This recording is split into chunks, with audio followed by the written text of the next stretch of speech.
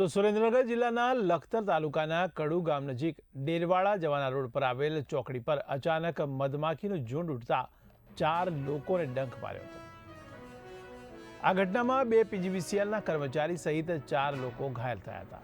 મળતી માહિતી મુજબ પીજીવીસીએલના લાઇનમેન શૈલેષ મહેતા અને સ્માર્ટ મીટર વિભાગના કર્મચારી હાર્દિક વાઘેલા નવા કનેક્શન માટે ડેરવાડા ગામ જઈ રહ્યા હતા, ત્યારે મધમાખી દ્વારા હુમલો થયો છે।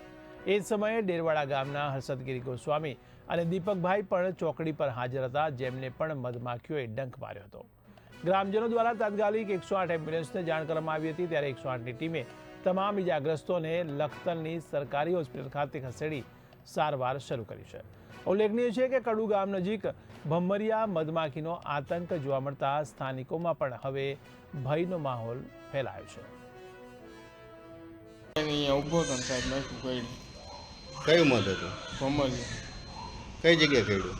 ઓલા ગલ્લાની હમો કયા ગામ? નવા કનેક્શન લગાડવાના સોલારના મીટર લગાડવા માટે ગયા, રસ્તામાં મધ ઉડતા ભમરિયું મધ હતું, આખા શરીરે વીટી ગયું। કઈ જગ્યા બનાવ બન્યો? કડુ ગામ પાસે જ શંકરના મંદિરના ખૂણે। અન્ય કોઈને કર્યું છે? મારી ભેગો હાર્દિકને કર્યું, હાર્દિક ઉપર પોળો પડ્યો। પછી શું થયું? તમને કોણે લાવ્યું? લકી રાજથી લાવ્યા।